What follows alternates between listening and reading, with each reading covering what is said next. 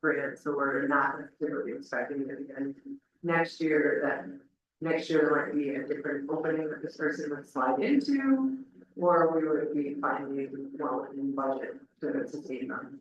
Yeah, it's undetermined at this point whether it will continue or depending on personnel movements and actions, whether it will even be open again. This is unknown until those people decide what they're going to do. So it's not the 1 year contract as an open-ended hire, but the financing of the position in the future. Correct, and it's not a higher district priorities, we're not adding an additional. Okay. Number or person at this point, it's just transferring someone where there's. Okay. It's basically paying for an existing employee's salary. Yeah.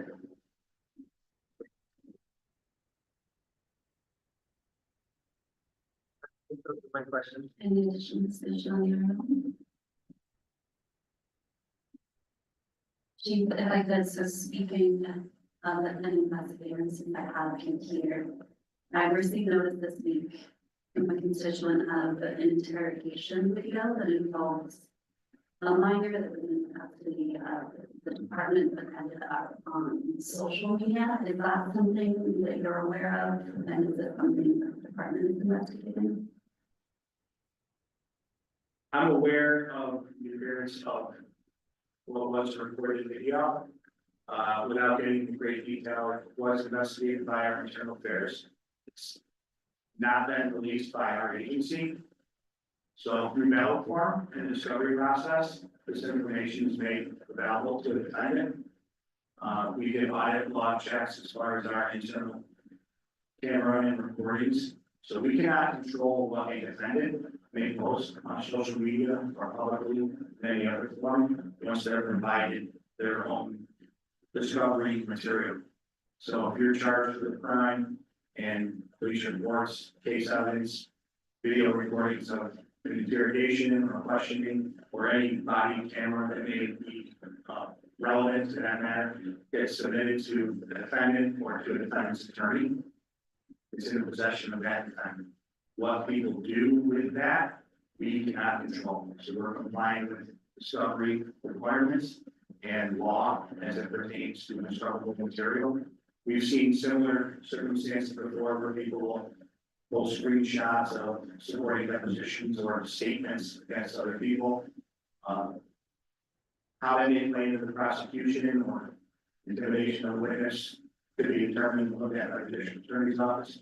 But the action of that video being publicly accessible or released is no action of the police department.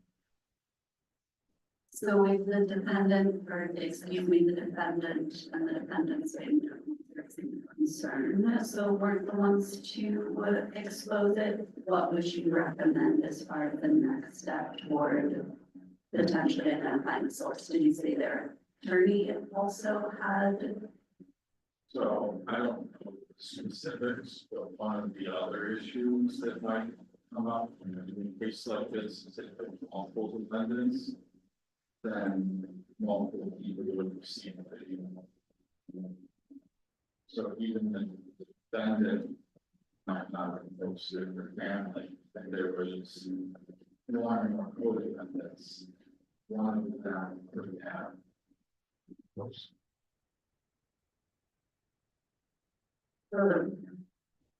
Just in terms of attempting to get a response to the person who raised the concern, it would be to, I mean,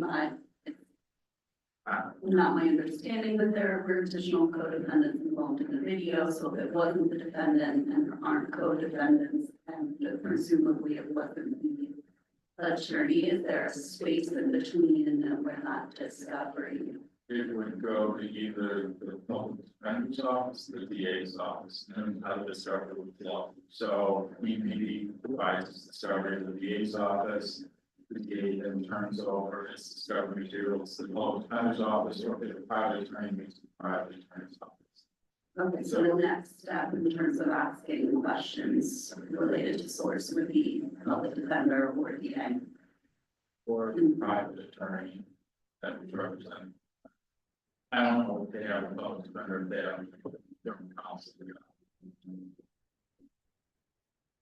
And the underlying criminal case, I'm not gonna comment further, I would refer anyone to the district attorney's office, to be in proper for you to comment further on the case. But that's where anyone should start, but we have received a complaint, now confirm that much in our internal affairs.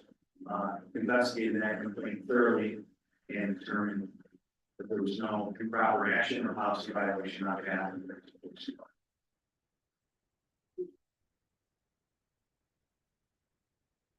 I just got one, there any discussion on your own? Okay, thank you. Thank you. Okay, we have our switch back up to the original first item on our agenda, also under municipal and public affairs. So this is RL 2648, a resolution to make the polka the official dance of Binghamton, presented by Mr. John Solak. Councilmember Matavetsky, may I ask you again to introduce this? All right, we have RL 26-48, resolution to make polka the official dance of Binghamton. So would you like to share a bit more about the art? Yeah, this is obviously, maybe a little belated tribute to, our heritage here in the area. Polka is not confined to one country, about a dozen, Eastern and Western Europe, different styles.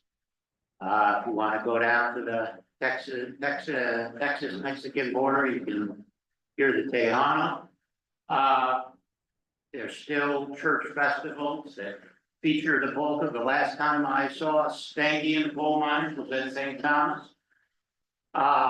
WSKG has the, I'm sorry, was that the name of the dance? band. Man, What? The band. It's a band. Yeah, yeah. Thank you. And WSKG airs Let's Polka program with Bill Flynn and follows it up 1-2 punch with Lauren Well. So I think that younger people might end up, and the method behind this is always looking for low budget ways to promote the city. Any person, any fool can raise, I get a government grant to eat Jell-O on the steps with a kid, So we're looking for simpler ideas that may catch, may not catch. But I have a feeling that some entrepreneurial, at least bar owners or something, might try to lure some of those potheads back to beer with the polka. And one of the other things is that you've got to be physically fit. An invalid like me, looking at people my age or older, seeing them physically fit, sends me into a moderate rage at times. So that's always good, and it's it's a complicated dance. It's not a soft shoe. It's not an easy dance to do. So I say to you this evening, are you with me or are you against me? so one of the shows that you didn't make reference to, which is not currently on, but my dear friend Dan Jan used to have the European Ethnic Melody Show, which was on WHRW from 1988 to 2012. Remember it well. I served with him on the public affairs co-chairs for Yeah. the College radio station. I mean, look, I'll tell you this, and this comes under the heading of making Binghamton fun again.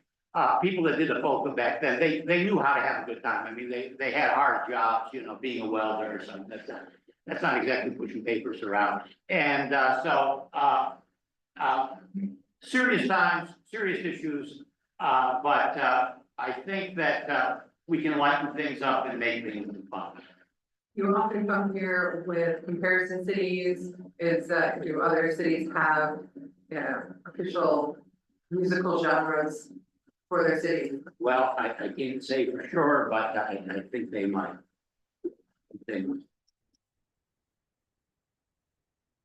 Anyone else? Any more questions on the RL, comments, How's it? demonstrations of the polka? The day or day after the your RL came in. One of the Facebook groups that posts old Binghamton press articles happened to host the Binghamton Polka Paraders, which was a group of 86 polka dancers that had danced around back in the 70s, which is a happy coincidence. It's maybe there's something to this, John, I don't know. Well, I remember a very hot day at St. Cyril's, and the late Steve Stein, who was not only the head of Philadelphia sales, but a very good ballroom dancer, his wife, he ended up dancing, for like 3 or 4 hours, doing the polka, so it's universal. At the county level, we were hearing from our county legislator at a South neighborhood meeting that they were looking at a county charter for Irish heritage for our county, so this isn't too many steps away from. Yeah, put it on a referendum, see? People will be hustling that It'd be epic a vote very over. expensive way. to Yeah. do this. They'll be hustling that epic vote. Any questions, comments? Thank you. All right, Mr. Sullivan, thank you. Okay, Everything, John. yeah. Next on our agenda is in finance. This is RL 2638. An ordinance to amend the 2025 grants budget for over budget line items. Councilmember Kavanaugh. I ask you to introduce Ash. Oh, good. It's Pablo Zan. Representative Will. Done later in the city, you actually here around 6. If you want to hold on. We can move it to the I end. went to the Motion to move it to the end. motion to wait till Pablo gets. All right, got a motion. I need a second. So I don't know if I made a motion or a second. I'll second. I'm not gonna- How are we going, Brad? That's just what we'll do.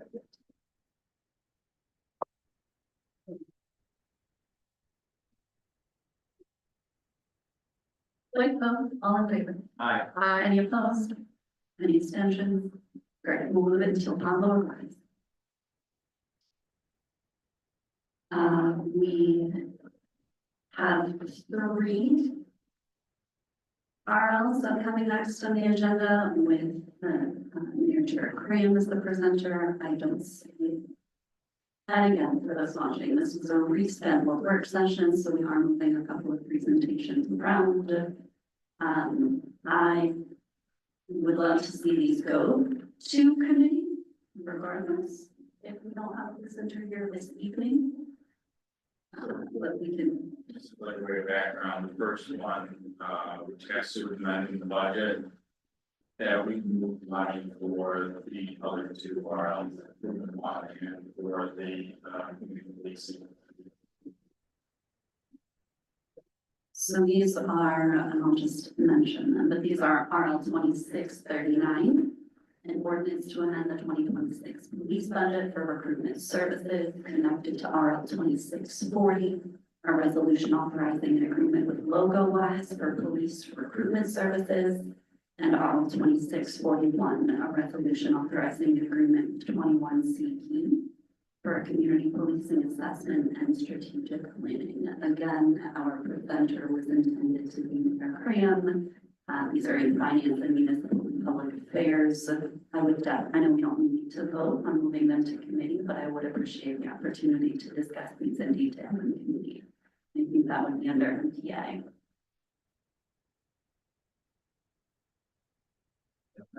I disagree with you. And they're having a conversation about the background of these products. Is it, so the preference would be to entirely move the conversation to a committee meeting rather than having them. I mean, I was prepared to have a conversation, but I have several questions for the presenter, so I mean, but also, if Mayor wants to. Small ones, just getting out, also connected. okay, that or next work session, as long as it's an opportunity for a roundtable and public discussion. They're not where. Okay, so we have next on our agenda, R 2642, a resolution authorizing an agreement with BLDC to manage 33 West State, that is in planning. We have Councilmember Hodges. Please introduce him. Sure. I think, this is RL 26-42, a resolution authorizing agreement between, with the LPC to manage 33 West State Street, which is, Binghamton Plaza. So we can, came up with Susan, the LC meeting last week before it came down here. We're gonna end up with the next Plaza, or maybe March, I think would be the best date. So, we certainly have a shopping closet to manage these for a little while and trying to loosen the tents, making sure they're, get every location or whatever assistance they need, potentially fighting with the grants and also handling maintenance of the building. The LEC does what he's function for lost calls right now. They have the, and subcontractor contracts in place to do snow removal and stuff like that. So, it makes good sense to just partner with them. You know, those everyday responsibilities, we don't have a nice clean place within City Hall to. So, those are the functions for us in that short term time, we have to manage it as a operating concern. Isn't it just the people that on the LPC or city employees that do like those functions, and would be actually managing the properties? It's a combination of folks, but like maintenance and stuff is subcontracted, but it is subcontracted out. And I'll take the right place, so you don't have to go through a stuff.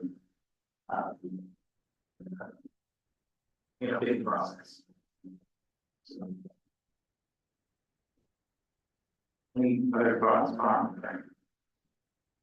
I mean, one of the things are basically that, this would impact the city's ownership rights in city of home. It's not like. It doesn't give them the right to do any development work, potentially. It's literally this is just covering the property management agreement for the long term. I guess there's like, there's something that idea that they can cost house, but then there's also like the bar designer, which they believe fall under the LEC, which is the city property that's leased out. And now it's talking about the area development center potentially, which that would be the LEC thing as well. If that is, so one big piece is that like the Lee Bar Center doesn't have any commercial tenants. Similar to the Discovery Center and the zoo, none of those are like commercial tenants. Boss Dogs, commercial tenant, like all of the ones that can allow to be commercial tenants. So that was sort of like breaking them apart. But also the fact that like the Lee Bar Center for less for the Lee Bar Center, but more for like the zoo or the Discovery Center. Those entities handle a lot of the on-site maintenance. There's some stuff the city does with them, but a lot of it's handled by the organization across the service center too. And the Discovery Center too, we're literally in a park for the use of the parks. And the Lee Bar Center is also a little bit smaller.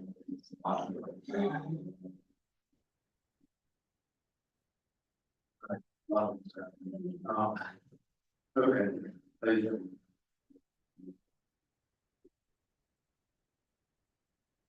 That's what makes sense to everybody. I think it's a fair question to raise, and I think it's something to keep monitoring. We're filing, maintenance agreements on top of maintenance agreements as we're continuing to make sure we have the capacity to do it responsibly. The biggest grievance with the LDC maintenance of parcels that are across the street, kind of remind that. They don't get mowed Or none of the stuff, vegetation, piece on the sidewalk, so that's my impression, but we can yell ourselves. Yeah, yeah, so that's my grievance. No one mentioned it here, but, obviously, the fact that this exists means that this is, works okay as a process with our agents, right, that we're out, like, we're outsourcing this work to private business, bidding process as opposed to a internal. The fact that this exists and went through legal tells me that this was legal. Yeah, I mean, part of it is that some of this is kind of outside the scope of what a lot of our union employees typically do. You know, these just like a capacity issue. I mean, the idea with this isn't that it's easily managing this for very long. The idea is really just, handle the tenants that are in there, handle getting them transitioned out. And then, have this moving into the property, getting demolished in pretty short order. I wouldn't expect the BLDC to really be managing this property for a year. Or if it is, it's gonna be limited to some of the home parcel versus like the main building.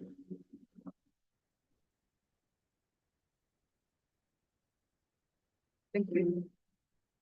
Any additional questions or comments? RL 2642. Okay. We'll close that one and move on to RL 2643, a resolution to change the name of Emerson Parkway to West Street to aid 911 emergency response. This is in the Municipal Public Affairs Committee. Also remember that that's I can take this. Okay, great. Right. So we are talking about our 26-43, a resolution to change the name of Emerson Parkway to West Street to aid 911 emergency responses. Yeah, so this started with a request, it's from IN. So it's asking that we change their address. And looking at, we want to change the name of the street. That process involves having to provide notice to newspaper, approving the change and basically distributing information out, mostly to the county. Council did receive from Director Glow's letters of support from the businesses there, including specific, not detail, but outline of specific situation where these are fired and trouble responding. Because the act of 30 Charles and I think that's appropriate. Yeah, currently 30 Charles Street parcel is very large. And so part of this is like moving to actually break up that parcel. And I'd be able to give people more specific addresses that they can use, so we know at least environmental where to respond to versus just this important person. On the first responders, you can put a factory there, like, yeah, every second counts, and usually have people in orange vests standing out trying to make sure the ambulance comes to the right place. Yeah, you can see the terror of people not knowing where they're going. Any questions on RL 2643? Part of me likes the reference to it, start with things that,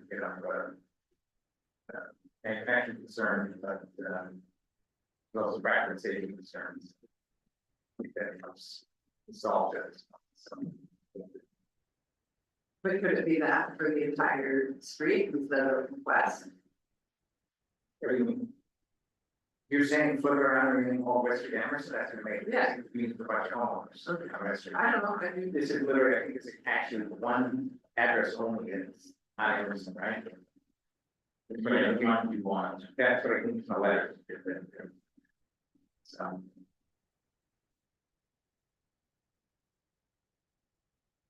Any additional discussion? Comments, questions? Thank you, Councilor Hearing. We'll move on to our 2644 in planning, a resolution authorizing agreement with MKFK for Binghamton Plaza redevelopment. Our presenter was Sarah Gross, but I know that Councilmember Hotchkiss, who was intimately involved in the RFP process, and I'm sure Councilor here in context as well. Councilmember Hotchkiss. Yeah, so this is, the resolution is just authorizing agreement with, KSK, and quite a number of applicants, we narrowed down to a short list of interviewees and had a lot of really good contenders, but I think SK just had a little bit more, and like the amount of time I spent on that, I think she'll be confident this is a very good firm that is going to be doing this work for the city. They had a very, not only the track record, but like probably the highest demonstrated eagerness in doing awesome development, which is kind of interesting. And interest. But also, yeah, they check all the boxes and then do a good job. But the scope of work for the contract is here is more public engagement, all the site assessment, economic impact, and the developing strategic plan of all that can be marketed to different developers, business people.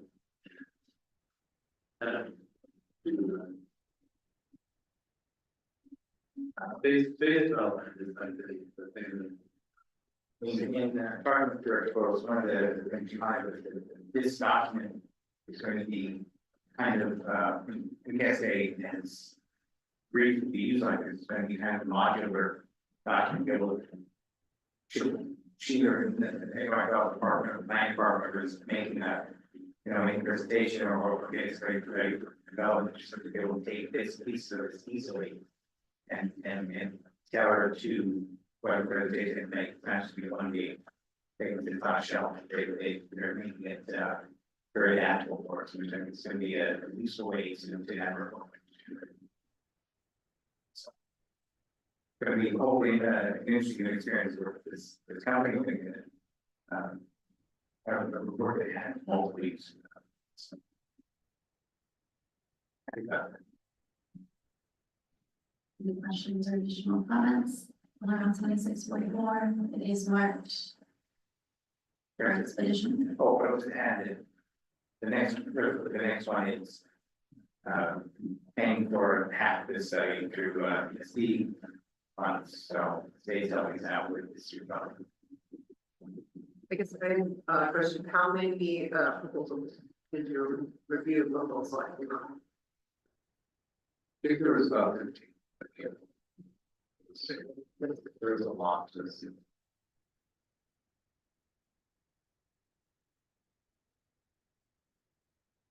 That's either currently going through our own review process, or did for last week. So we didn't have that many. Okay, and so if there's no additional discussion, can I get a motion to expedite? I'll motion that. Second. Second, okay, I have a motion and a second. Clerk, can you please call the roll? Councilmember Jonathan is absent. Councilmember Matavetsky. Aye. Councilmember Hotchkiss. Aye. Councilmember Cavan. Aye. Councilmember Marie Middleton are absent. Council Majority Leader Rathbone. Aye. Thank you. That is 4-0. Okay, all right, RL 2638 is expedited for tonight, this meeting. We'll move on to 2645, RL 2645, Councilmember Kavanaugh represented a connected RL to our previous discussion. Councilmember Hotchkiss from planning, do you mind just introducing this one as well? Sure, start off with 6-45, the resolution authorizing grant funds for ESD for strategic planning study work in Plaza. State level south $75,000 to help cover the planning that we just discussed. Any questions, discussion? Okay, this one's also marked for expedition. I get a motion? Motion. Second. I have a motion and a second. Clerk, could you please call the roll? Councilmember Douglas is absent. Councilmember Matavetsky. I, Councilmember Hotchkiss. Aye. Councilmember Kavanaugh. Aye. Councilmember Middleton is absent. Welcome, Councilmember Murray. Would you like to expedite the funds for the grant authorization of the grant funds from Empire State Development for strategic planning study for Binghamton Plaza? All right. Councilmember Murray is abstained. Council Majority Leader, aye. Thank you. That was 4-0. Okay, thank you. 2645 is also expedited for tonight's business meeting. Next on our agenda is R 2646, an ordinance to adopt the 2026 bond ordinance. We have our presenter, Comptroller Robinson, with us. Thank you again. And Councilmember Kavanaugh, could you introduce this for 5 minutes? Sure. So we're here to call the kind of bond, going out to bond and bonding season for 2026. The items are part of the packet, so it's not expedited. This is, but we are on a schedule. We have your motions to vote on for our February 11th meeting. I'm sure we can set up meeting the bond council meetings or whatever, if you don't have any questions. Absolutely. I know, Councilor Murray does not go through this bond process yet, so maybe she might have some additional. Sure, I can send her the presentation that we presented to the first Yeah. Not actually, no, these have that. Yeah, I was there. Good. Okay, guys, I can send that to her. She can do it, she wants to comment on this. So what's contained here, your packet, you can see all of the capital items, capital projects that we approved in the budget process. October, this is actually going out to create funds on the projects, and there are a series of processes to follow, and things take time very specifically, and we work with our outside audit council to make that happen, and process, you know, the advertisements, all that necessary notices and all that stuff. Are there anything specific this year or? No, like you mentioned, this is just the one, where it needs to stay approval for borrowings, but we will not be borrowing for a full amount due to the fact that we don't do all these funds on here. For example, with the parent commitments. We ordered this pay for 2 months. So. And also the overall number is not as scary as most of it, there's what, $15 million worth of Our greatest research and also grants funds, I did have a lot of.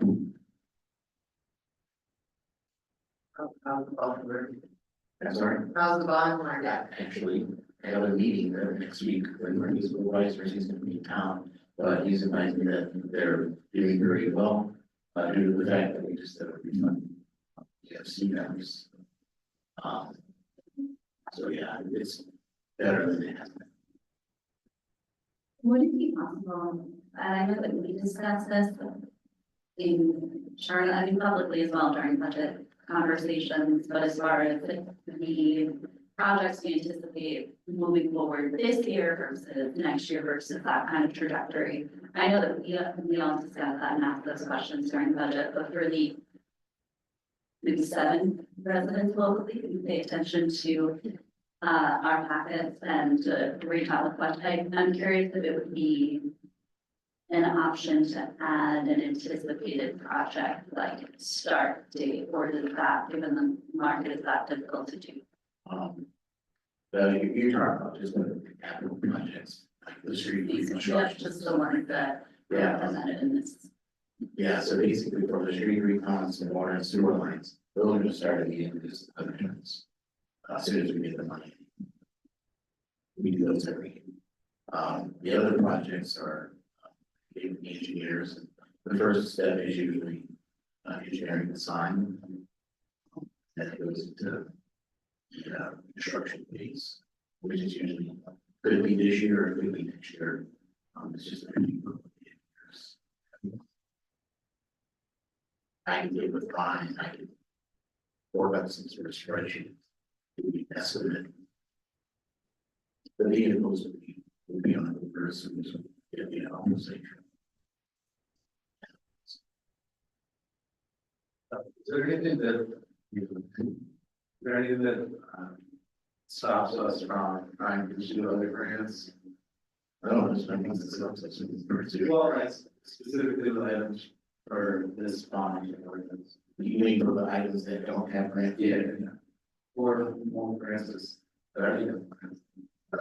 Oh, yeah, matter of fact, there are 3 other grants for one of the ones at the bottom, I can't remember, came in the free.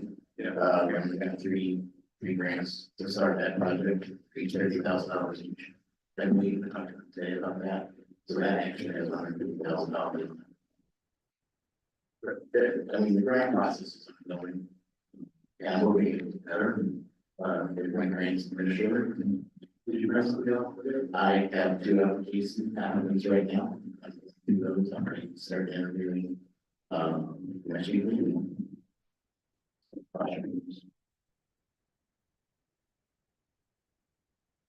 Any further discussion, questions, comments? We have 2 weeks to follow up, Hmm. and then last meeting with the finance, what suppliers will be at. Okay. We'll close RL 2646 and move on with the same presenter and same committee chair to RL 26-47, an ordinance to amend ordinance for Morocco Stadium. Councilmember Kavanaugh.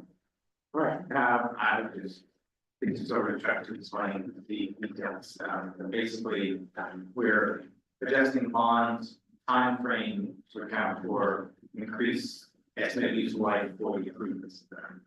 Yes, there were several improvements that had a probable period of usefulness that was greater than what was originally bonded for back in 2023. I'll be correct if I'm wrong. I want to say the original bond was 91 and then we added 3. Okay, that's right, it went up to the 7. So basically, with the additional construction in the longer life of the project, we have to amend the original bond resolution to increase the reuse of the life of the bond. So it will actually, I got some numbers today, it decrease our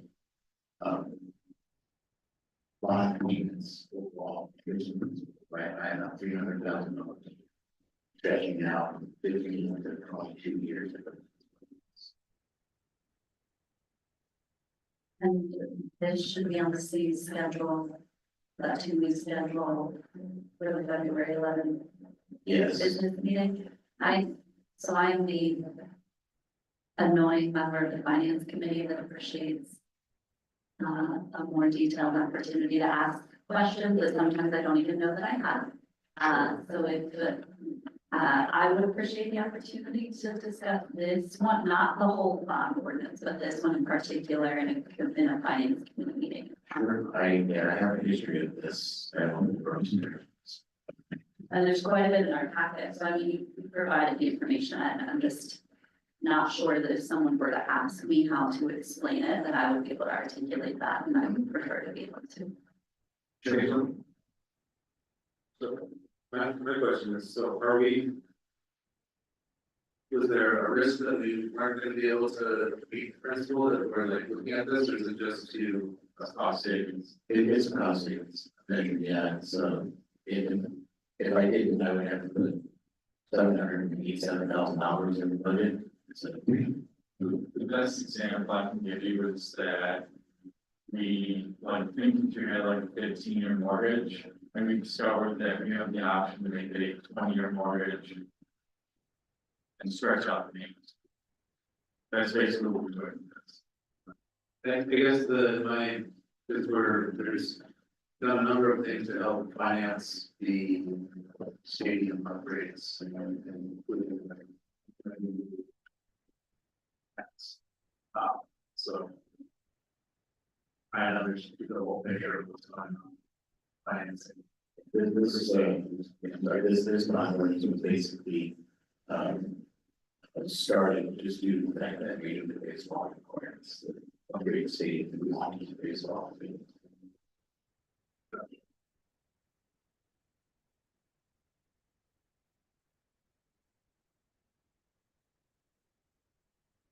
The additional discussion?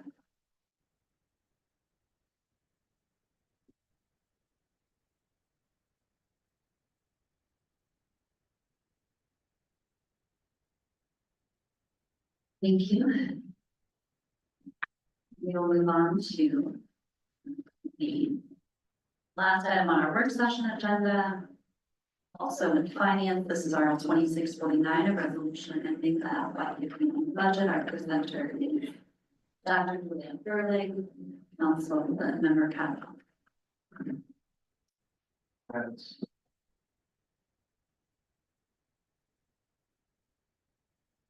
So this is the fruit of months of work and negotiation, how to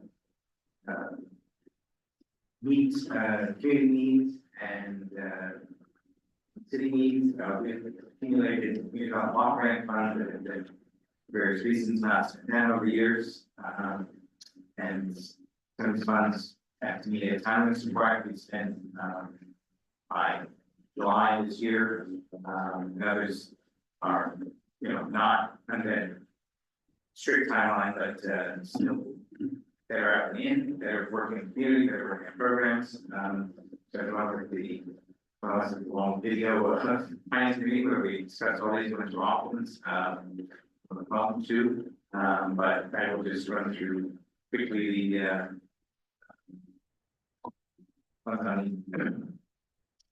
then here is about $800,000. $115,000 that we used to purchase one of the and we'll responsible for fire department. $25,000 going to purchase the old convent at St. Mary's, which is contiguous with the renovation center the city now has, and we have hopes that we using Porchfest University for the American Government Center. So that's developing, but very innovative school project. $180,000 for the engineering network to refurbish the elevator system in their building.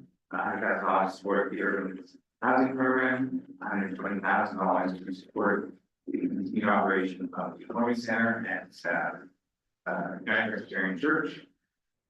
And I think that's all. So these were different priorities from different segments of the community, priorities from the administration, priorities from council, and we kind of hammered this out. Here it is, and Dr. Burling and her staff crushed all the numbers and made the requests with the dozens of budget lines that were available from previous projects that they didn't complete or had left over and made us all. So anything like that. I was gonna say that sounds like a thank you. But I Yeah. like your. Thank you.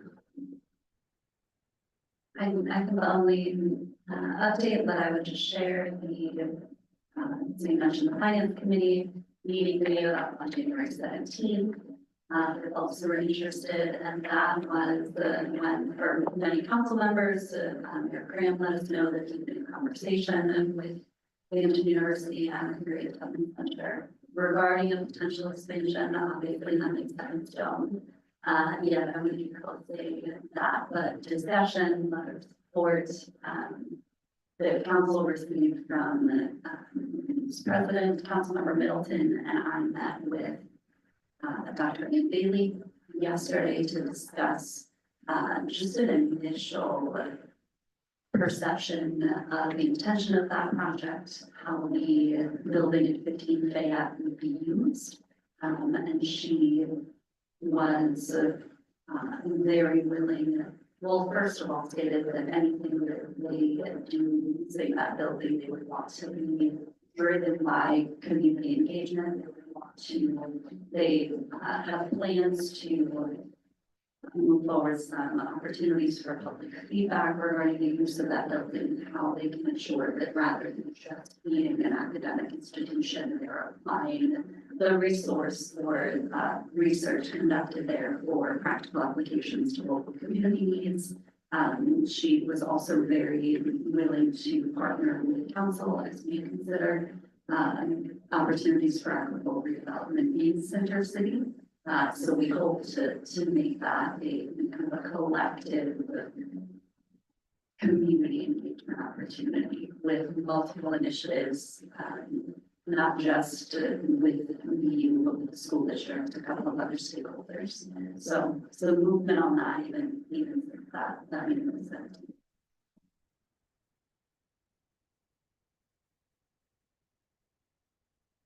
Additional context. No. We do need to, I mean, I think we want to mention that we intend to set a public hearing. The way, actually, Dr. Boland, would you mind running through just kind of why the public hearing is required for these funds and the movement and that? For, regulation of public notice. We considered the change request and the, as it's on one day, not yesterday, the ended up 30-day comment period is 25th on and we'll need the whole hearing. So we have it on the 25th, and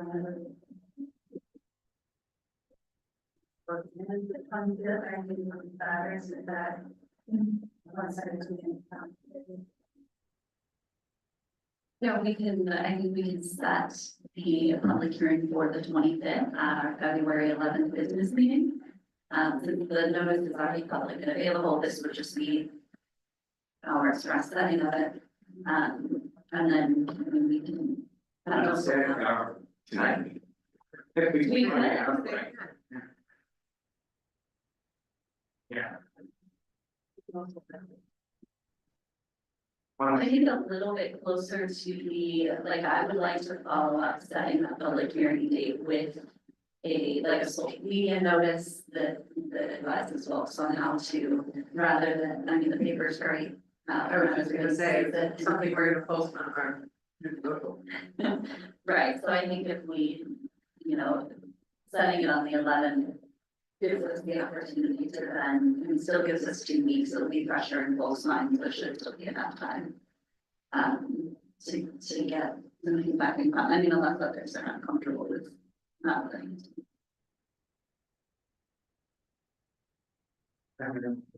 Okay. Now it's gotta get done. Okay, so trajectory, Dr. Burley, then is, it's already, public notice has already gone out, the clock on 30 days has started, so that'll suffice for that, but notice timeframe, the public hearing closes, and we can vote on it the night of the public hearing as well. Okay, once we know we've received all of the comments and feedback. and when the meeting is set, will another advertisement. Then we notify you. Okay. If the intention is to vote the same night as the public hearing, then I would request that if people have feedback that they email council sooner rather than later, if you have stuff to bring to our attention. As it'll be very challenging to change course.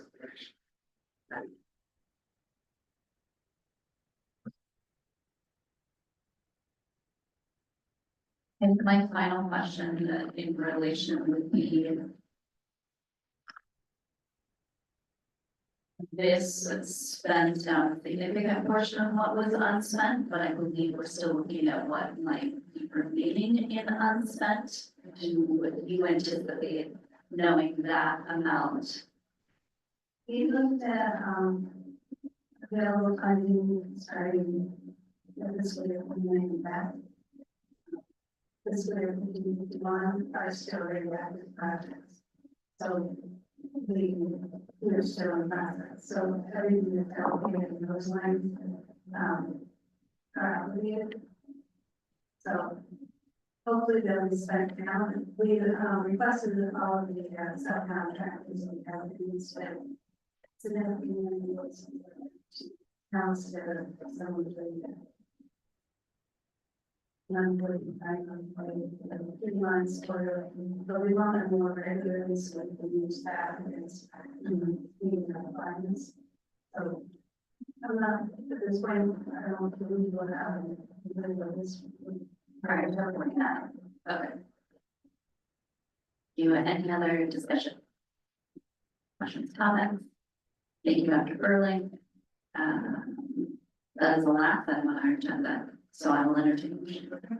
Motion. Second, Second. all in favor?